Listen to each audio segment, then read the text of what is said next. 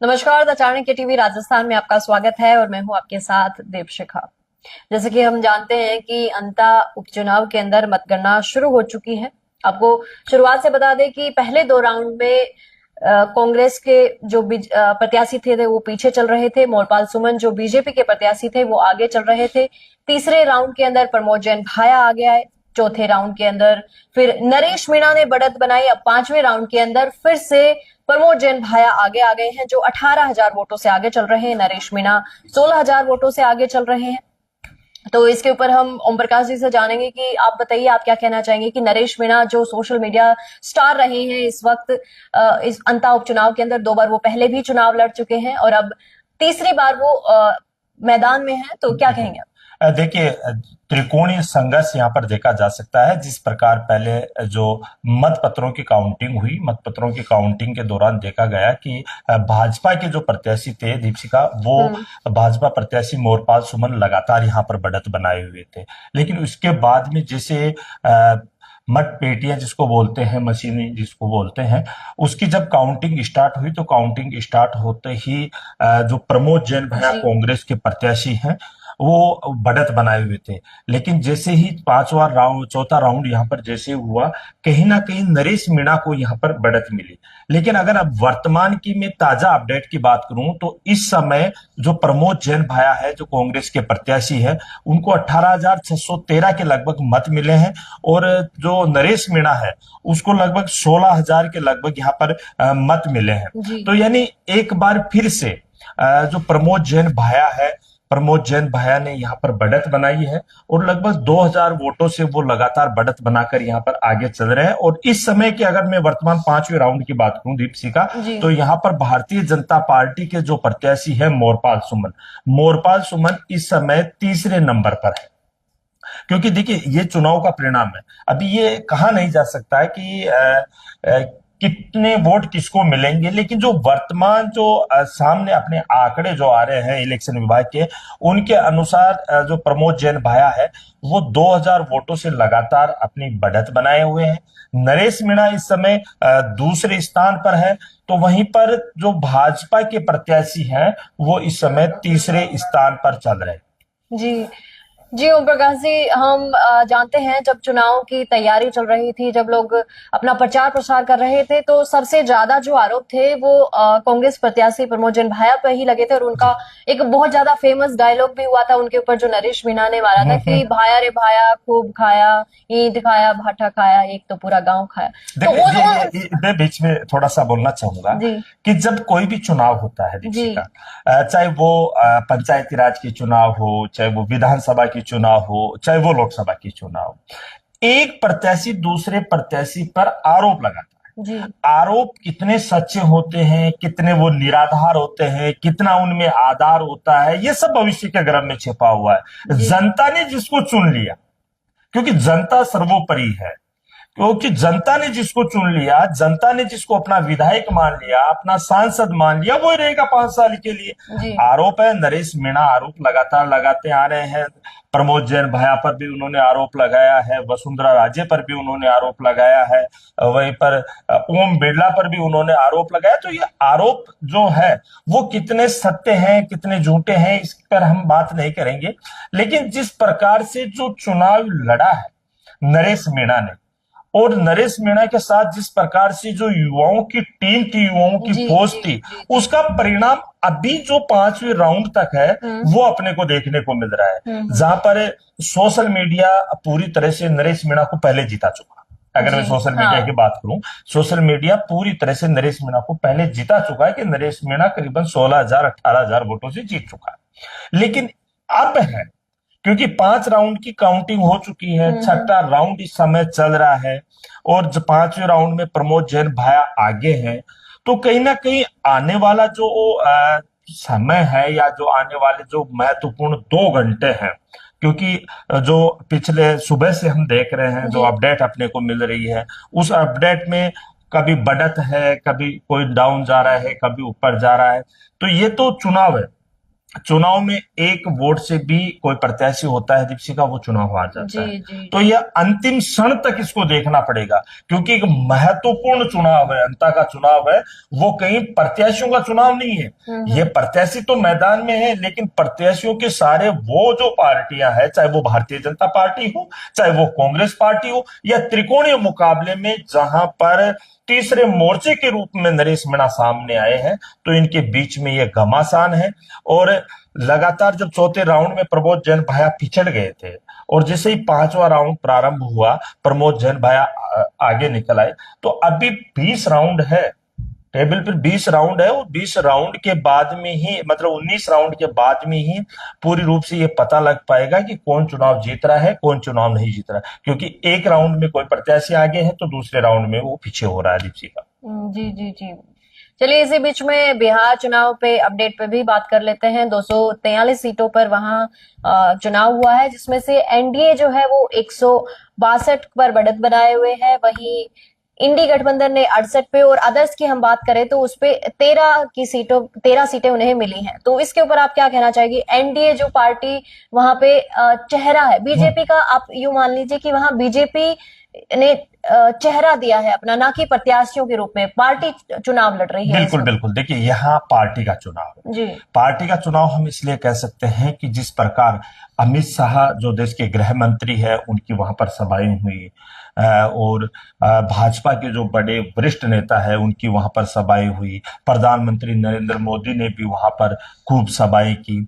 बिहार चुनाव कहीं ना कहीं गठबंधन का चुनाव, जिस प्रकार से एनडीए गठबंधन में भारतीय जनता पार्टी और उसके सहयोगी दल है, इंडी गठबंधन में जो कांग्रेस है और उनके सहयोगी दल है, उसी प्रकार जो अदर्स है उनमें भी यहाँ पर घमासान मचा हुआ है।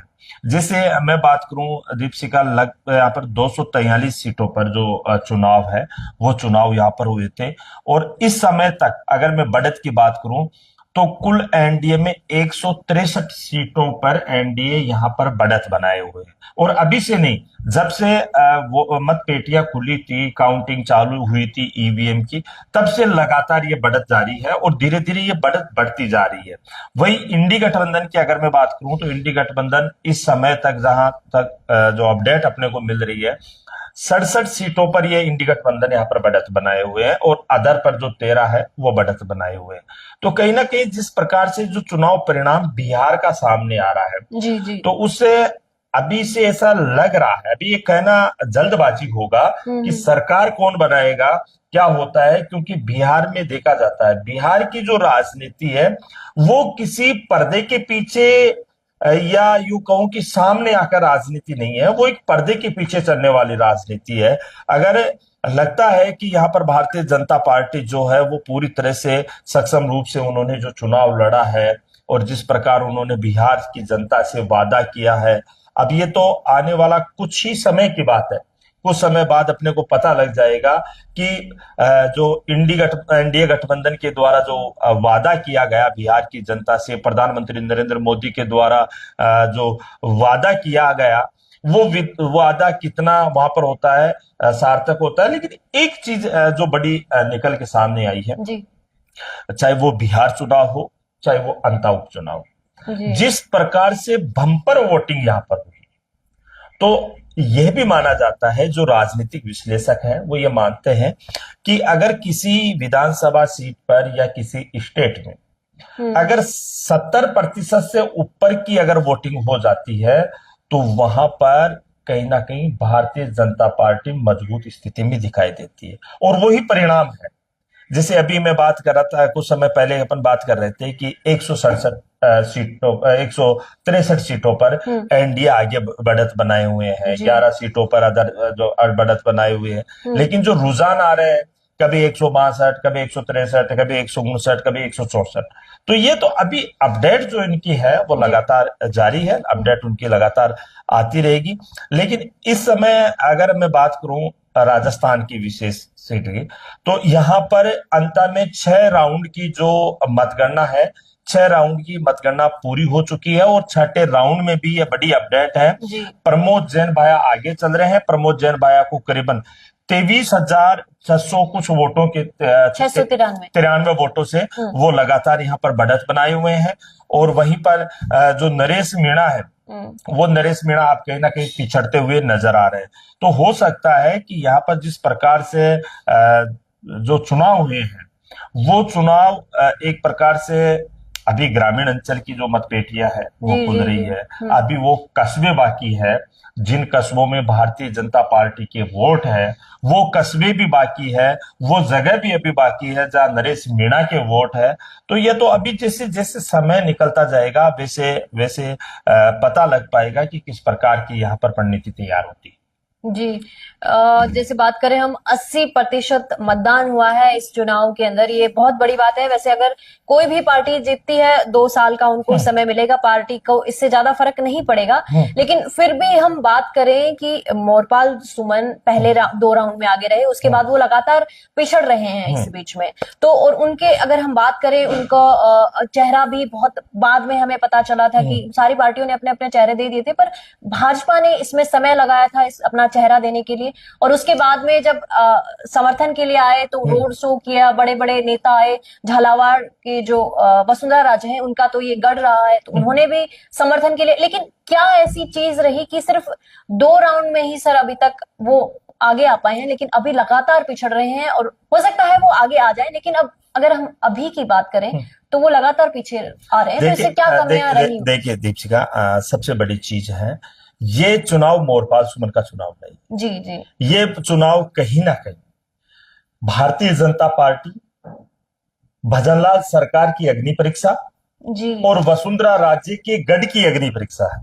जी, अभी जैसे मैंने अभी पहले भी कहा था कि अभी थोड़ा धैर्य रखिए, जी, क्योंकि अभी तो बड़े धमाके होंगे। जी, जिस प्रकार जैसे जैसे कस्बों की तरफ जो मतपेटियां खुलेगी, वैसे वैसे कहीं ना कहीं भारतीय जनता पार्टी भी आने वाला जो राउंड होगा, और मुझे जहां तक लग रहा है कि 11वां और 12वां जो राउंड होगा जी, उस 11वें और 12वें राउंड में कहीं ना कहीं भारतीय जनता पार्टी के जो मोरपाल सुमन है, वो एकदम से इस प्रकार से बढ़त बनाएंगे कि एक बार फिर से, अभी जैसे नरेश मीणा को 18,000 जो मत मिले हैं, 18,000 मत की जो जानकारी मिल रही है छठे राउंड में, हो सकता है कि यहाँ पर नरेश मीणा आने वाला जो राउंड हो उसमें नरेश मीणा बढ़त बना के चला जाए, भारतीय जनता पार्टी को यहाँ पर बढ़त मिल जाए।